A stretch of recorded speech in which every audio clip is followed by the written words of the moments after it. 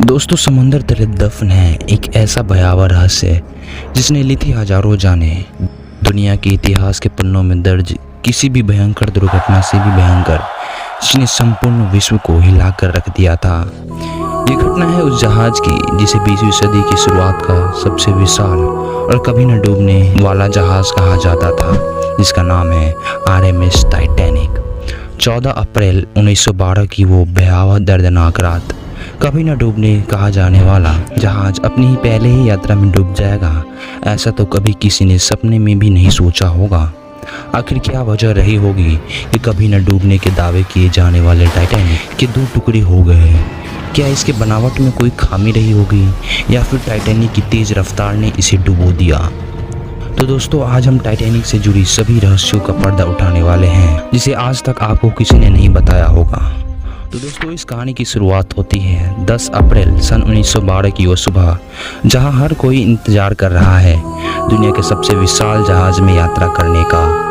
Southampton, England की वो जगह जहां हर अखबार और हर लोगों की नज़र टिकी है। ये जहाज इतना विशाल है कि यदि इसे खड़ा कर दिया जाए तो ये किसी 80 माले जितना ऊंचा है। दोस्तों, ये जहाज साउथहैम्पटन, इंग्लैंड से न्यूयॉर्क, अमेरिका, अटलांटिक ओशन पार करके जा रहा है। इस जहाज की कमान को संभाले हैं 62 साल के senior captain Edward John Smith. इस शिप की फैसिलिटीज़ और लग्जरीज किसी 5 स्टार होटल को भी पीछे छोड़ देती है। दोस्तों, उस समय इस जहाज़ को बनाने की कॉस्ट पड़ी थी $7.5 मिलियन, जो कि आज की डेट के $400 मिलियन के बराबर है। जिस मटेरियल और सेफ्टी फीचर्स के साथ इसको बनाया गया था, उसके हिसाब से ये अनसिंकेबल माना जाता था, एक ऐसा जहाज जो कभी डूब ही नहीं सकता। दोस्तों, व्हाइट स्टार लाइन कंपनी के द्वारा इस जहाज को बनाया गया था।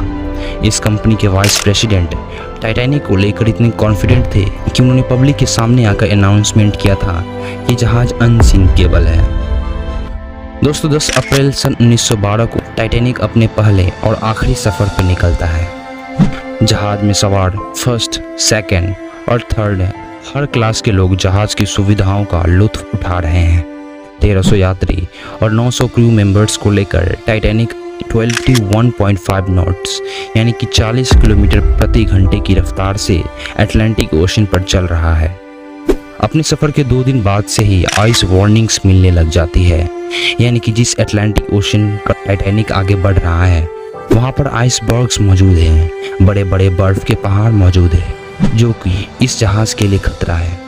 दोस्तों, समुद्र से गुजरने वाले जहाज अपने आसपास में मौजूद जहाज़ों को रेडियो के थ्रू कम्युनिकेट करके बताते रहते हैं कि समुद्र के इस एरिया में बहुत ज़्यादा बर्फ़ मौजूद है, ध्यान से आगे बढ़ो। लेकिन कैप्टन स्मिथ इस वार्निंग को नज़रअंदाज करके आगे बढ़ते रहते हैं। अपने सफ़र के चौथे दिन 14 अप्रैल 1912 की सुबह से ही 7 और आइस वार्निंग्स दी जाती है, लेकिन कैप्टन स्मिथ और उनकी क्रू मेंबर्स इस वार्निंग को तब भी इग्नोर कर देते हैं और अपनी स्पीड को कम नहीं करते हैं। धीरे धीरे तो सूरज ढलता है और रात हो जाती है। तापमान -2 डिग्री तक पहुंच जाती है। उस रात समंदर एकदम शांत था। आसमान में चांद ना होने के कारण विजिबिलिटी भी बहुत कम थी। टिमटिमाते सितारों की रोशनी समुद्र के पानी पर पड़ रही है। सब कुछ इतना शांत है कि मानो जैसे किसी तूफान के आने की पहले की शांति हो। समुद्र जितना खूबसूरत लग रहा है उतना ही ये खतरनाक भी है। दोस्तों, उस समय रडार नहीं हुआ करती थी, इसलिए जहाज के ऊपर एक क्राउज नेस्ट होता था, एक छोटा सा पॉइंट जो कि काफ़ी हाइट पर होता था। यहाँ पर किसी को बिठा कर रखा जाता था, जहाज के सामने क्या आ रहा है उसे देखा जा सके। कहीं कोई ट्रैफिक तो नहीं, कहीं कोई ऑब्स्ट्रक्शन तो नहीं आ रही है, इसे देखने के लिए वहाँ पर किसी को बिठा कर रखा जाता था। जो आदमी क्राउज नेस्ट पर बैठा रहता है उसे ठंडी ठंडी हवाओं का सामना करना पड़ता है, जिसकी वजह से आंखों में आंसू भी आ जाते हैं और आगे देखना और भी ज़्यादा मुश्किल हो जाता है। रात के 11:39 पर रेड्रिक फ्लीट नाम का एक बंदा क्राउज नेस्ट पर बैठा है।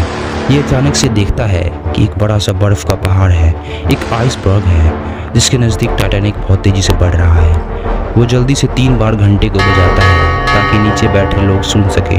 वो फ़ोन उठाकर कॉल करके बताता है कि हमारे सामने एक आइसबर्ग है, जल्दी से जहाज़ को मोड़ो।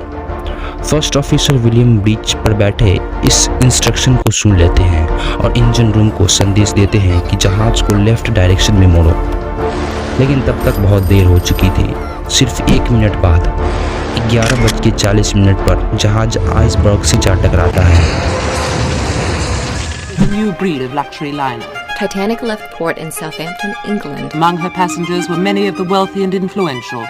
The iceberg grazed the right side of the ship. And all of a sudden she lifted up quickly. Everything that was movable was going through her. I didn't think it was serious because I didn't. ये iceberg भी कोई छोटा मोटा iceberg नहीं था। 200 by 400 feet का एक football field जितना बड़ा था और हाइट में एक क्रॉस नेस्ट तक आ रहा था। इस आइसबर्ग का टकराव जहाज के फ्रंट साइड यानी कि बो के पास हुआ था। जहाज की तेज रफ्तार के कारण 10 सेकंड तक ये जहाज उस आइसबर्ग के साथ घिसता चला गया और एक बड़ा सा डेम्प्ट पड़ गया। इसकी वजह से मेन बॉडी में कुछ होश भी आ गए। टक्कर इतनी जोरदार थी कि इसने 3rd क्लास में सफ़र कर रहे लोगों को एक बड़ा सा झटका दे दिया। हालांकि 1st क्लास में सफ़र कर रहे लोगों को इसकी भनक तक नहीं लगी। 3rd क्लास के इकलौते आई विटनेस फेडरिक बैरेट बताते हैं कि जहाज़ में बहुत तेज़ी से पानी भर रहा था। वो समझ चुके थे कि मामला बहुत ही गंभीर है। कोलाइजन के कुछ ही सेकंड बाद कैप्टन स्मिथ और शिप के आर्किटेक्ट थॉमस एंड्रयूज तुरंत पहुंचते हैं ये देखने के लिए कि जहाज़ को कितनी चोट पहुंची है इस इम्पैक्ट की वजह से। देखा तो उन्होंने रियलाइज़ किया कि ये तो डूब जाएगा।